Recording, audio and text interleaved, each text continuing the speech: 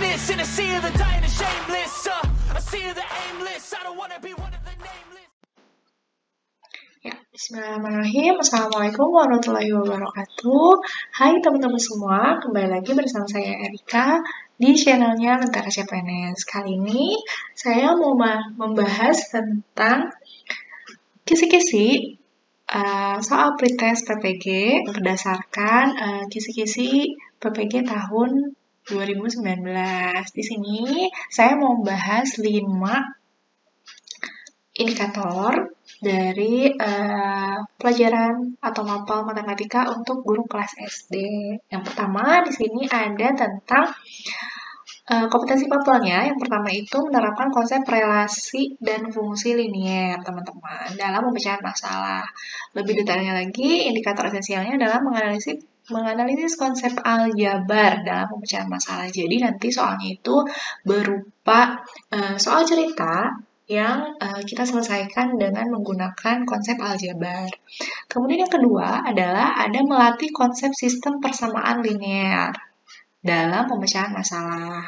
Indikatornya menerapkan konsep aljabar dalam pemecahan masalah. Kalau tadi menganalisis, kalau ini menerapkan. Sama-sama menggunakan konsep aljabar untuk memecahkan masalah. Kalau tadi lebih ke relasi dan fungsi linearnya, kalau yang kedua lebih ke persamaan linearnya, teman-teman. Jadi nanti ada variabelnya ya, teman-teman. Variabel X atau variabel Y. Kemudian yang ketiga, membedakan konsep sistem persamaan linear dalam pemecahan masalah. Indikatornya menerapkan persamaan linear dalam pemecahan masalah. Sama seperti yang tadi ya, hampir sama, menerapkan persamaan linear ini dalam memecahkan suatu masalah. Seperti itu. Kemudian yang keempat, menggunakan konsep persamaan atau pertidaksamaan kuadrat, teman-teman. Konsep persamaan atau pertidaksamaan kuadrat dalam pemecahan masalah.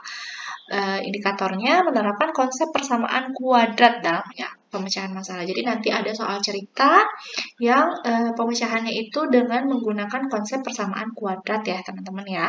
Kemudian yang terakhir, ada menerapkan konsep sudut secara kontekstual. Indikatornya menerapkan konsep sudut dalam kehidupan sehari-hari. Jadi nanti soalnya ini berkaitan dengan penerapan konsep sudut dalam kehidupan kita sehari-hari. Seperti itu, teman-teman. Oke, tanpa menunggu lama, kita langsung ke soal yang pertama ya, teman-teman.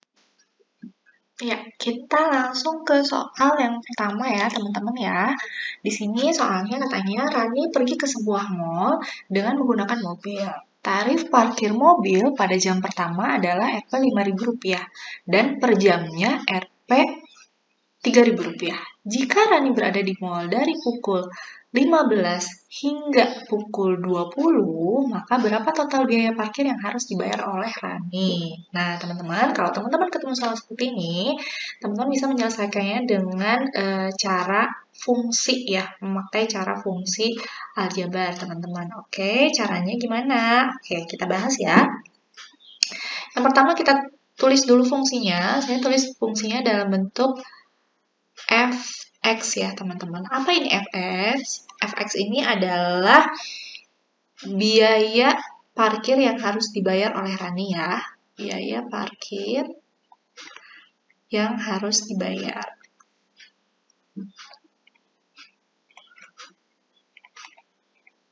Oke. Kemudian apa x-nya? Variabel x-nya di sini adalah jumlah jam atau waktu ya, teman-teman. Waktu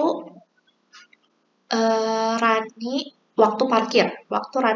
parkir di mall. Jadi di sini kita bisa tulis waktu parkir satuannya dalam bentuk jam ya, teman-teman ya. Oke, sekarang kita tulis fungsinya di sini. Berarti fx sama dengan di sini katanya tarif jam pertamanya itu 5.000, teman-teman. Berarti di sini ya kita tulis 5.000 ditambah. Nah, di sini katanya tarif per jamnya 3.000, teman-teman. Berarti di sini tulis 3.000 X ya, teman-teman ya. Nah, untuk menentukan X-nya, di sini X-nya berapa jam nih, teman-teman? Kita hitung. Katanya dia dari jam 15 hingga jam 20. Berarti waktunya berapa jam, teman-teman? 5 jam ya. Kita tulis di sini X-nya 5. Berarti fungsi dengan X-nya 5 adalah 5.000 ditambah 3.000 dikali 5, teman-teman. Berarti di sini hasilnya berapa? 5.000 ditambah 3.000 dikali 5 adalah 15.000 ya, teman-teman ya. Maka fungsi X dengan 5, X-nya 5 adalah 20.000, teman-teman. Nah, jadi tarif parkir atau biaya parkir yang harus dibayar oleh Rani itu adalah 20.000, teman-teman. Jadi jawabannya mana? B ya, teman-teman ya. Nah, jadi seperti itu ya, teman-teman. Jadi kalau misalkan ada soal seperti ini, berarti masuknya itu ke cara fungsi, teman-teman. Teman-teman bisa mengerjakannya dengan cara seperti ini. Oke, kita lanjut ke soal berikutnya. Oke, teman-teman, kita lanjut ke soal nomor 2 ya, teman-teman. Di sini ada soal, katanya usia alfa saat ini adalah 3 kali usianya pada 5 tahun yang akan datang dikurangi dengan 3 kali usianya 5 tahun yang lalu. Berapakah usia alfa 3 tahun lagi? Baiklah, oke teman-teman, kalau misalkan ada soal seperti ini, teman-teman bisa menyelesaikannya dengan menggunakan variabel X ya, teman-teman ya. Menggunakan persamaan linear. Oke, sekarang kita ibaratkan dulu usia alfanya. Usia alfanya kita tulis usia alfanya dengan variabel X ya, teman-teman ya. Oke. Jadi katanya usia alfa saat ini adalah 3 kali usianya pada 5 tahun yang akan datang. Oke. Di sini kita tulis katanya usia alfa sama dengan 3 kali usianya itu X ya teman-teman ya, 3 kali usianya X pada 5 tahun yang akan datang teman-teman. 5 tahun yang akan datang berarti usianya ditambah 5 ya teman-teman ya, jadi itulah kenapa karena 3 kali usianya pada 5 tahun yang akan datang, jadi 3 dikali dengan X ditambah 5 teman-teman, karena 5 tahun yang akan datang. Kemudian dikurangi dengan 3 kali X usianya pada 5 tahun yang lalu. Kalau 5 tahun yang lalu berarti dikurangi 5 ya, teman-teman ya. Oke, kita cari nih. Kita selesaikan dengan dikalikan ya. 3 dikali X berarti 3X, teman-teman. 3 dikali 5 berarti positif 15 ya, teman-teman. Dikurangi 3 dikali X berarti 3X, teman-teman. Kemudian negatif 3 dikali dengan negatif 5 berarti positif 15 ya, teman-teman ya. Sama dengan di sini ada 3X, di sini dikurangi 3X berarti 0 ya teman-teman ya, habis ya.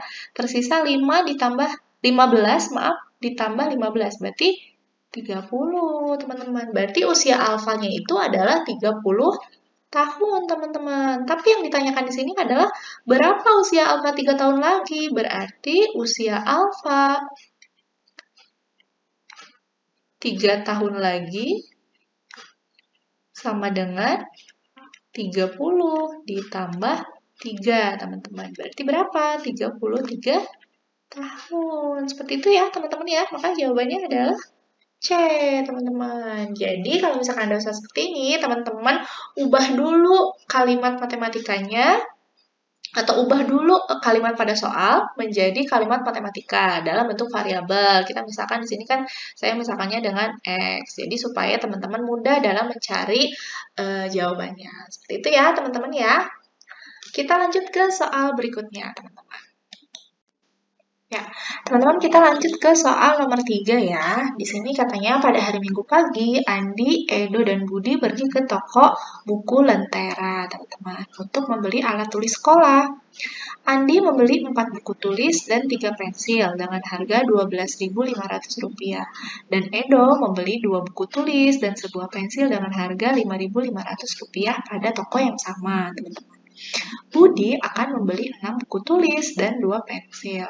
Uang kembalian yang diterima Budi jika ia membayar dengan uang selembar 100 ribuan adalah berapa, teman-teman? Oke, kalau ada soal seperti ini, teman-teman bisa menggunakan cara substitusi dan eliminasi, teman-teman. Pertama-tama, teman-teman harus mengubah soalnya menjadi variabel dulu nih, teman-teman. Di sini kita lihat ada buku tulis dengan pensil ya, teman-teman. Nanti kita ibaratkan buku tulis itu kita tulis dengan variabel X ya teman-teman. Kemudian pensilnya kita tulis dengan variabel Y. Nah, kemudian kita langsung ubah soalnya ke dalam bentuk kalimat matematika. Di sini katanya Andi membeli 4 buku tulis. 4 buku tulis, karena buku tulis sama dengan X, berarti dia adalah 4X ya teman-teman ya. 4X ditambah 3Y sama dengan 12.500, teman-teman. Kemudian Edo membeli 2 buku tulis, berarti 2X ditambah sebuah pensil, berarti hanya 1 ya, berarti Y sama dengan 5.500, teman-teman. Oke, kalau udah ketemu, kita cari masing-masing X dan Y-nya. Caranya gimana, teman-teman? Kita pakai cara substitusi dan eliminasi ya, teman-teman. Pertama-tama, kalau kita ingin mencari Y, berarti kita eliminasi X-nya. Untuk eliminasi X, kita samakan dulu X-nya. Karena di sini ada 4X dan ini 2X, berarti kita kalikan ya, teman-teman ya. Yang pertama, supaya hilang, kita buat menjadi sama-sama 4X. Berarti yang atas dikali 1 ya teman-teman ya. Yang bawah 2X supaya jadi 4X itu dikali 2 teman-teman. Oke, kita jumlahkan. Nah, ini supaya jadi 0, 4X dengan 2X-nya berarti dikurangi ya teman-teman ya. Nanti kita kalikan nih, 4X berarti dikali 1 tetap ya, nggak berubah ya. 4X, 3Y sama dengan 12.500. Teman-teman. Kemudian yang kedua itu dikali 2, berarti di sininya jadi 4X ditambah 2Y, teman-teman, menjadi 2 kali 5.500 itu adalah 11.000 ya, teman-teman ya. Nah, dikurangi, teman-teman. Oke, karena ini dikurangi hasilnya 0 ya, tidak usah kita tulis, kita langsung aja. 3Y dikurangi 2Y berarti tersisa Y, teman-teman. Y-nya berapa? 12.500 dikurangi 1000 adalah 1.500. Lah, langsung ketemu nih, teman-teman. Langsung ketemu Y-nya adalah 1.500. Ya udah, kita langsung substitusikan ke persamaan yang pertama. Oke, yang pertama itu adalah 4X ditambah 3Y sama dengan 12.500. Teman-teman, kita masukkan Y-nya berarti 4X ditambah 3 kali 1.500 sama dengan 12.500, teman-teman. Berarti 4X ditambah 3 kali 1.500 adalah 4.500 ya teman-teman ya. Sama dengan 12.500. Nah, kita tulis di sini 4X-nya sama dengan berapa? 4.500-nya pindah ke luas kanan, berarti jadi negatif. Berarti 12.500 dikurangi 4.500 ya teman-teman ya. Berarti hasilnya adalah 8.000 teman-teman. Berarti X-nya berapa? Berarti X-nya adalah 2.000. Nah, teman-teman, kita udah ketemu nih. Yang X-nya 2.000, kemudian Y-nya juga 1.500. Berarti langsung aja. Yang ditanyakan apa katanya? Budi akan membeli 6 buku tulis dan 2 pensil. 6 buku tulis dan 2 pensil. Berarti kita langsung kalikan aja. Berarti Budi itu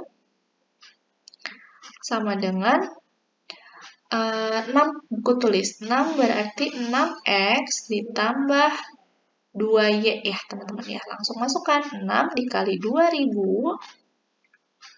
Kita tutup kurung ditambah 2 dikali 1.500 teman-teman. Berarti hasilnya berapa? 12.000 ditambah 3.000 teman-teman. Berarti 15.000. Nah, udah ketemu nih teman-teman 15.000. 15.000 itu adalah belanjaan yang harus dibayar oleh Budi. Nah, yang ditanyakan di sini apa? Katanya uang kembali yang diterima Budi jika ia membayar dengan uang selembar 100.000, teman-teman. Jadi kalau misalkan total belanja 15.000 dan dia pakai uang 100.000, sisanya berapa? Berarti caranya 100.000 rupiah dikurangi 15.000, teman-teman. Jadi jawabannya berapa? Iya, betul ya teman-teman ya. Jawabannya adalah kembaliannya 85.000, teman-teman. Jadi jawabannya di sini mana? B, teman-teman. Seperti itu ya. Jadi kalau misalkan ada soal seperti ini, teman-teman ubah dulu variabel pada soal menjadi variabel matematika. Boleh, kalau di sini saya nulisnya X dan Y. Tapi kalau teman-teman misalkan mau A dan B juga boleh. Atau C dan D juga boleh. Yang penting menggunakan variabel matematika atau notasi matematika. Setelah itu teman-teman Langsung sesuaikan dengan jumlahnya. Di sini katanya 4 buku tulis, berarti X-nya 4. Terus di sini 3 pensil, berarti Y-nya 3. Seperti itu ya teman-teman. Nanti kalau udah ketemu persamaannya, teman-teman eliminasi dengan cara mengeliminasi salah satu variabelnya. Seperti itu teman-teman. Mudah ya? Oke, teman-teman kita lanjut ke soal berikutnya. Ya, teman-teman kita lanjut ke soal nomor 4 ya. Ya, di sini ada soal katanya panjang suatu sisi depan dan sisi samping suatu segitiga siku-siku yaitu 8 cm. Jika luas dari segitiga tersebut dinyatakan dengan L, maka model matematika untuk L dalam bentuk fungsi kuadrat adalah yang mana? Oke, teman-teman, kita misalkan dulu ya. Kita misalkan sisi sampingnya. Sisi samping saya misalkan X, lalu sisi depan saya misalkan Y, teman-teman. Lalu katanya jumlah sisinya itu katanya X ditambah Y-nya itu sama dengan 8. Berarti Y-nya 8 dikurangi X. Itu ya teman-teman. Nah, lalu katanya luas segitiga itu sama dengan setengah dikali alas dikali tinggi ya teman-teman ya. Berarti setengahnya itu sama dengan alasnya itu adalah X teman-teman. Tingginya itu adalah 8 dikurangi X teman-teman. Udah, langsung aja setengah X dikali 8 itu sama dengan 4X ya teman-teman ya. Lalu setengah X dikali negatif X, berarti negatif setengah X kuadrat teman-teman. Nanti kalau kita ubah, katanya luas segitiga itu dinyatakan dalam bentuk L teman-teman. Berarti L, sini ya. Berarti L sama dengan, kita tulis dulu kuadratnya. Yang X kuadrat, berarti jadi negatif setengah X kuadrat ditambah 4X teman-teman. Oh, iya. 4X, teman-teman. Jadi jawabannya adalah L dinyatakan fungsi kuadratnya itu negatif setengah X kuadrat ditambah X. Yang mana jawabannya, teman-teman? Jawabannya adalah B ya, teman-teman ya. Di sini kita tambahkan di sini dalam bentuk X karena fungsi kuadrat. Jadi jawabannya B ya. Mudah ya teman-teman, jadi teman-teman tinggal mengubah variabelnya itu menjadi variabel matematika. Bisa bentuk X atau bisa bentuk Y. Kemudian karena ini fungsi kuadrat, artinya X pangkat 2, maka variabel yang lainnya diubah dengan X. Tuh. Jadi kayak ini, X tambah Y kan sebenarnya 8, ya itu sama dengan 8 dikurangi X. Tuh, lalu dimasukkan deh ke rumus luas segitiganya sesuai dengan yang ada pada soal. Lalu ditemukan jawabannya negatif X kuadrat ditambah 4X. Gitu ya teman-teman ya. Kita lanjut ke soal berikutnya. Ya teman-teman, kita lanjut ke soal yang terakhir. Yaitu kita cari bersama ya teman-teman ya. Di sini katanya, di sebuah halaman Pak Hendrik, terlihat seekor kelinci yang berada di lubang tanah tempatnya bersembunyi. Saat di dalam tanah, ia melihat seekor elang yang sedang terbang dengan sudut 60 derajat, seperti pada gambar. Jika jarak antara kelinci dan elang adalah 18 meter, maka tinggi elang dari atas tanah adalah berapa meter? Oke, kalau ada soal seperti ini, teman-teman, berarti kita menggunakan materi trigonometri ya, teman-teman, karena di sini ada sudutnya juga. Oke, sekarang kita lihat gambarnya. Yang ditanyakan adalah tinggi elang dari atas tanah. Berarti tinggi elang dari atas tanah itu yang ini ya, teman-teman ya. Kita ibaratkan X di sini, teman-teman. Yang ditanyakan berarti X ya, teman-teman ya. Oke, kita gunakan teori Pitagoras. Kalau misalkan mau mencari X di sini, karena di sini sudah ada sudutnya, berarti kita pakai sin ya, teman-teman ya. Karena rumus sin itu, sin 60 derajat itu sama dengan depan per miring, teman-teman. Kalau saya ini punya rumusnya depan per miring. Di sini kan sisi miringnya adalah 18 meter. Terus di sini sin 60 derajatnya berapa, teman-teman? Sin 60 derajat itu adalah setengah akar 3, teman-teman. Nah, jadi depannya itu berarti X ya teman-teman ya. Berarti sisi miringnya adalah 18. Ya udah, langsung aja. Berarti 8, setengah akar 3 dikali 18 sama dengan X teman-teman. Jadi X-nya berapa? 2 dengan 18. Bisa 9 ya teman-teman. Berarti X-nya adalah 9 akar 3 teman-teman. Jadi X atau tinggi elang dari atas sana itu adalah 9 akar 3 meter, teman-teman. Jadi jawabannya D ya, teman-teman ya.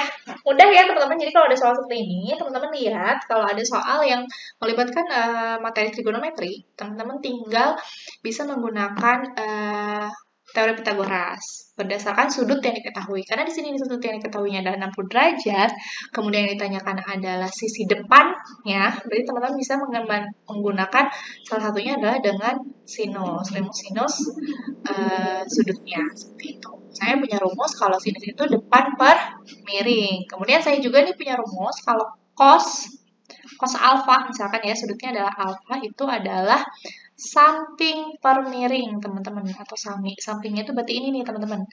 Ini tuh adalah sisi samping, ini adalah sisi miring. Kemudian kalau tangan alfa itu sama dengan depan per miring, teman-teman. Depan per samping, teman-teman. Nah, jadi kalau sinus itu depan per miring, kemudian cos alfa itu samping per miring, kalau tangan alfa itu depan per samping. Seperti itu ya, teman-teman. Mudah ya. Baiklah teman-teman, sampai di sini pembahasan soal prediksi pretest PPG hari ini.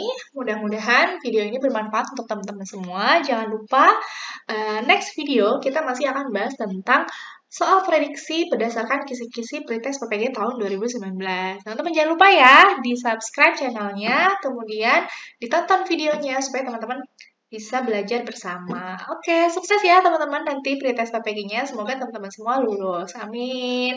Oke, sampai di sini dulu video hari ini. Sampai ketemu lagi.